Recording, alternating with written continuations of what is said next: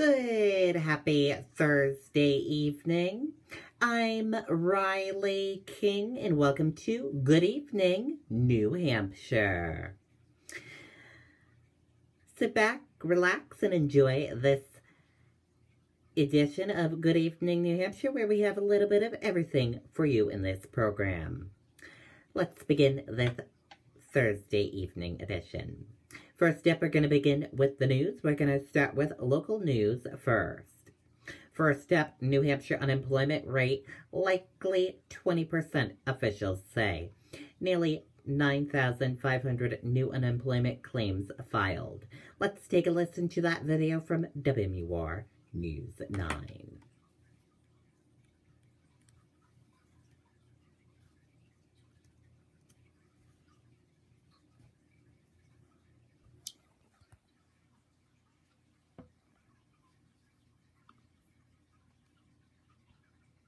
These are truly challenging times, but New Hampshire companies are here and open for business. During these times of uncertainty, latest numbers continue a trend that started over a month ago. For the week ending May 9th, about 9,500 people filed new claims for unemployment, a decline in initial claims from the prior week. But they are still numbers that would have been considered unfathomable before the pandemic hit, when the state saw far fewer than 1,000 claims a week. The week prior, we were at 642 initial claims. So, again, kind of a reflection of the changing reality. Over the last 2 months, the state has paid out $400 million, again, a historic amount. And it's more than we paid out at the highest benefit year during the Great Recession. This week saw some sectors of the New Hampshire economy begin to reopen, but Laver says it's too soon to say if that's having an impact on unemployment filings. But he does have a message for those returning to work. When you start working full-time, you are no longer eligible for unemployment benefits. It's not when you start receiving full-time wages, it's when you start doing full-time work. And those working part-time need to remember to report hours and earnings. But he also says if you're worried about returning to work because of valid concerns about COVID-19, there is relief. Because the state has an active stay-at-home order, unemployment benefits continue to be available to them. However, he notes that your employer does not have to hold your job for you. Laver says we should get a clearer picture of the state's unemployment rate when the numbers come out on Tuesday. But again, he predicts that rate will be around 20%. In Manchester, Ray Brewer, WMUR News 9. Okay, and there you go on that video and that report. Now let's take a look at the coronavirus in New Hampshire. Key information, what you need to know.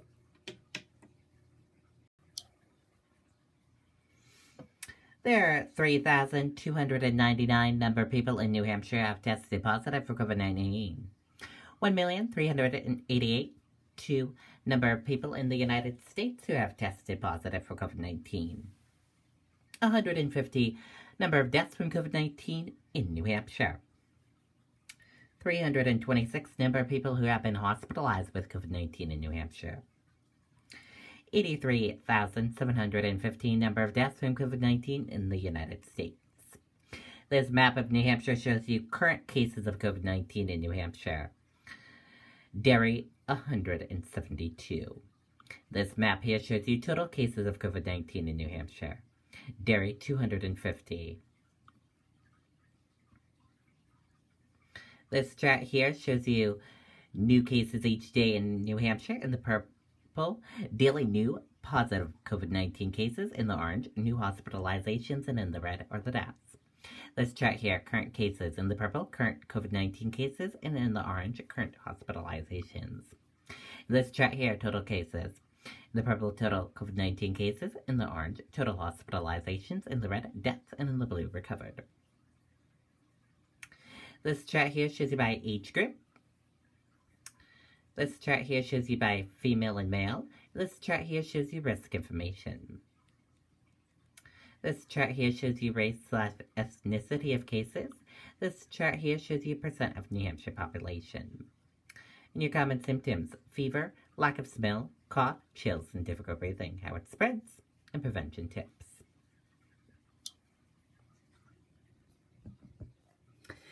And we're going to switch gears now. Let's go into national news. In national news, Trump challenges Fauci on reopening country. Let's take a listen to that video from ABC News.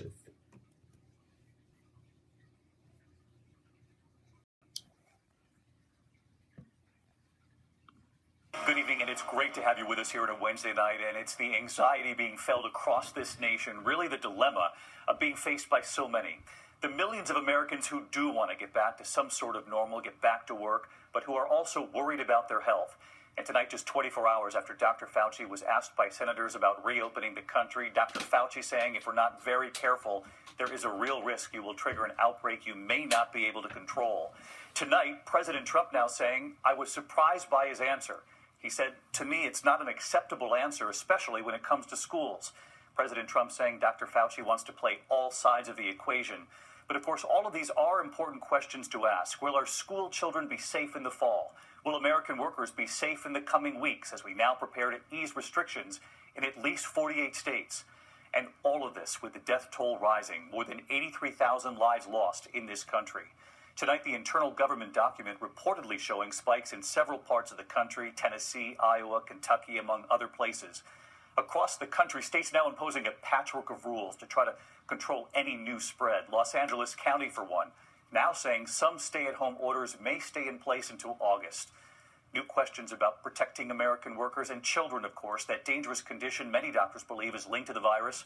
New York now investigating more than 100 cases. 3 children have died. Cases now in at least 16 states tonight.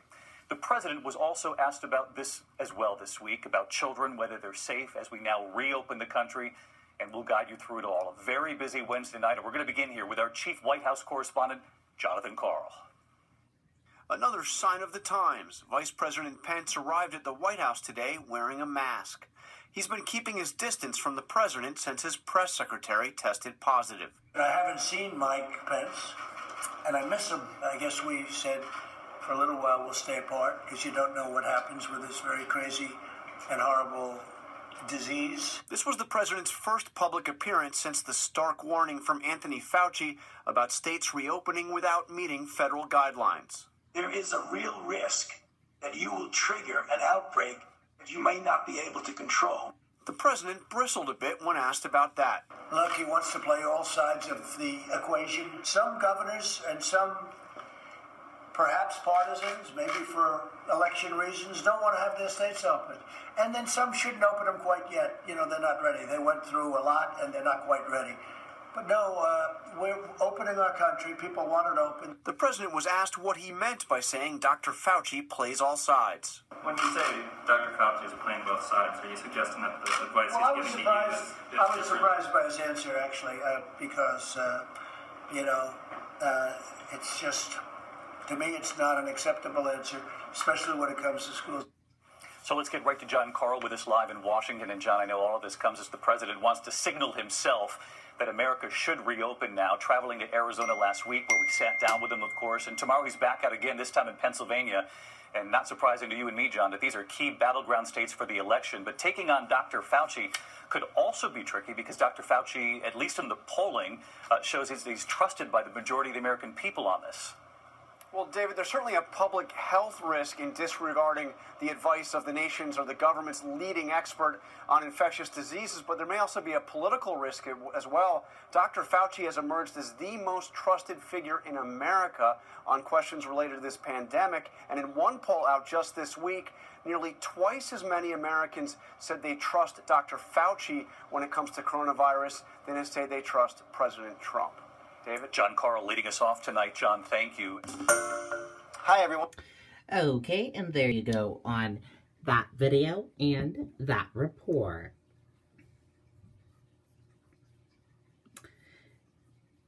And now let's take a look at the coronavirus for the rest of the world. Mall of America to reopen retail shop on June 1st. Minnesota's Mall of America is the largest mall in the country.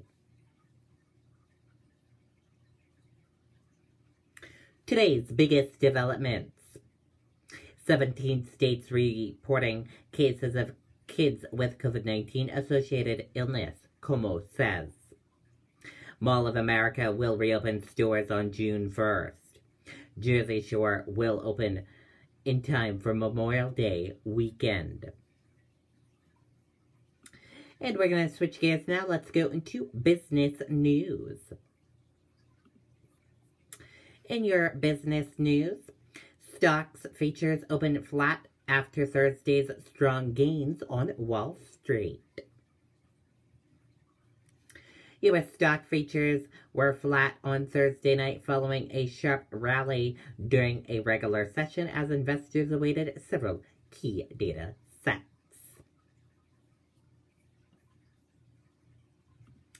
And we're going to switch gears now. Let's go into weather and traffic. We're going to begin with the weather first. Let's take a look at the radar. And here's a look at that radar for all of you right now. As you can see, we're seeing some rain showers slowly making its way into New Hampshire.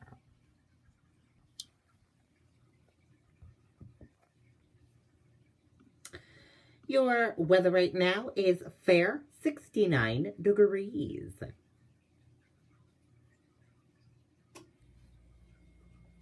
Weather for tonight, cloudy with occasional showers overnight. Low 49 degrees, sorry about that.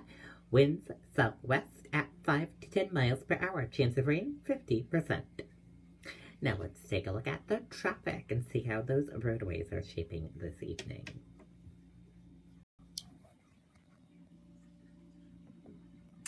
And here's a look at that traffic for all of you this evening. In Honaker, you're seeing smooth sailing. Hopkinton, smooth sailing. Bow, Pembroke, and Concord, all smooth sailing. Chichester, smooth sailing. Epsom, smooth sailing. Northwood, smooth sailing with some medium-paced traffic. Leeds, smooth sailing with some medium-paced traffic. Durham, smooth sailing with some medium and slow-paced traffic. Rochester, we have an incident. 2 lanes blocked due to an accident on New Hampshire 16 northbound from New Hampshire 11, exit 15 to exit 16, New Hampshire 11 and exit 16. And then after that, some medium-paced traffic between Rochester and Somersworth. Somersworth, smooth sailing. Dover, smooth sailing. And Portsmouth, all smooth sailing. Maine, all smooth sailing, as you can see. Rye, smooth sailing. Northampton, smooth sailing. Hampton, smooth sailing. Seabrook, smooth sailing. Into the border, Massachusetts, all on 101. All smooth sailing on 101. Great ride on 101. Hooksett and Manchester, all smooth sailing with some traffic issues. Delays of 8 minutes on Hooksett Road, northbound in Hooksett. Town of average speed is 10 miles per hour. And delays of 5 minutes and delays increasing on Londonderry Turnpike northbound in Martin's Corner. Average speed 15 miles per hour. Around the Manchester Airport, smooth sailing. Bedford, smooth sailing with some slow-paced traffic. Amherst, smooth sailing with some medium-paced traffic. And Milford, medium-paced traffic with some smooth sailing. Merrimack, smooth sailing. Nashua, smooth sailing. Into the border of Massachusetts. Nashua, Milford, all smooth sailing with some medium and slow-paced traffic. Manchester, Derry, Windham, Salem, into the border of Massachusetts, all smooth sailing. And that is a look at your traffic for this evening. And let's go into New Hampshire Life segment. In tonight's New Hampshire Life segment, Manchester native Adam Sandler's nephew directed new Netflix comedy premiering Wednesday. Tyler Spindell directed new comedy. Let's take a listen to that video from WMUR News 9.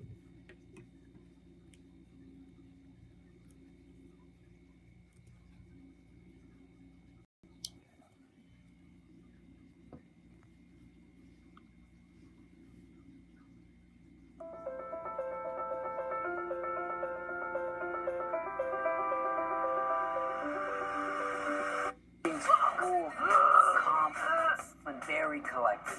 This is Netflix's latest comedy, The Wrong Missy, starring David Spade, produced by Adam Sandler's Happy Madison Productions and directed by Sandler's own nephew, Tyler Spindell. I'm kind of losing it. It's been surreal. It really has been. I've never had something open like this wide. There are billboards in Times Square and on LA's Sunset Boulevard. For Tyler, a dream come true. They're really, pushing it like a real movie. It's just been a trip, A Central High grad who grew up in Manchester and moved to LA with dreams of following in his uncle's footsteps. For Spindell, directing a movie like this is huge. He's honestly been my idol my entire life, and so to get to, do something, with him in any fashion is just like the coolest thing ever. As for the movie, remember that crazy blind date I had? Nothing you could ever do would disappoint me. I love you. This one time I thought I was texting my dream girl. I was texting that crazy girl. To the best weekend ever. it may be just the kind of laugh you need. It's a light, silly, fun movie, and I hope it gives people an escape. Spindell says his New Hampshire ties help him in Hollywood. All my comedic inspirations from people I knew back in the day.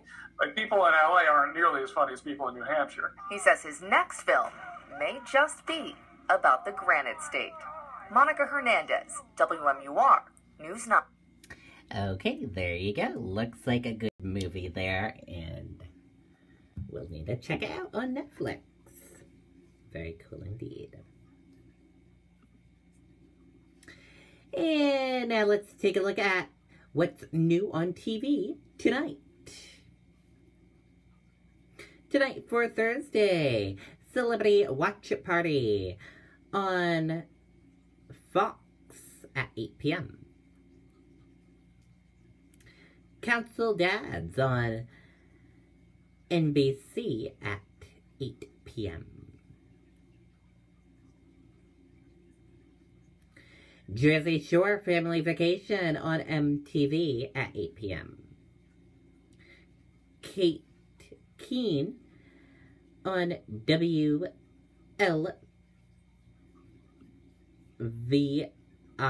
10 at 8 p.m. My 600-Pound Life on TLC at 8 p.m. This Old House Hour on WGBH at 8 p.m. Who Wants to Be a Millionaire on ABC at 8 p.m. At 8:30 p.m., Flip or Flop on HGTV. Man with a Plan on CBS at 8:31 p.m. And if you want to see the rest of tonight's TV listings, we will share the list with you on the Riley King Network Facebook page after this broadcast. And now let's go into entertainment news. In entertainment news, see Vanessa Bryant's latest lawsuit response following Kobe Bryant's fatal helicopter crash. Let's take a listen to that video from Entertainment Tonight.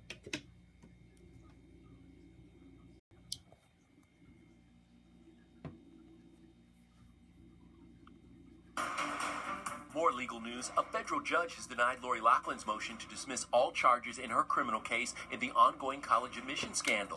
A source tells ET the ruling made Lori nervous and says the case feels, quote, like a bad dream she can't wake up from. Lori and her fashion designer husband are accused of paying $500,000 to get their daughters into USC by having them pose as crew recruits. Real Housewife Lisa Rinna joked about it with her college-age daughter. Because I'm not going to put you on a rowing machine and take a picture of you and say... That was the wrong thing to say. I'm trying to get into USC here. I'm like, let's not. Let's just like... I'm joking. I would never, ever do that. I wouldn't. Lori and her husband, who have pled not guilty, are set to go on trial in October. And there's a startling new twist in Vanessa Bryant's wrongful death lawsuit. The brother of the pilot in the crash just responded. E.T. obtained a copy of his filing, and in it, he claims that Kobe and Gigi, quote, had knowledge of all of the particular dangers. They were warned of any potential hazards, and they failed to follow such warnings. So the response by the brother of the pilot might shock a lot of people. What he's basically saying is that these passengers, including Kobe Bryant, took the risk upon themselves. That they knowingly went on this helicopter knowing the risk of what could happen. I think it's a tough claim to make, but we'll have to see what kind of evidence comes forward if this does go to trial. Okay, and there you go on that video and that report. And that is it for this evening edition of Good Evening New Hampshire. Thank you for watching this evening edition of Good Evening New Hampshire. Have a great rest of your evening. I'll see you back here tomorrow for another edition of Good Evening, New Hampshire. And I'll see you in the morning for Good Morning, New Hampshire. Good night and bye, everyone.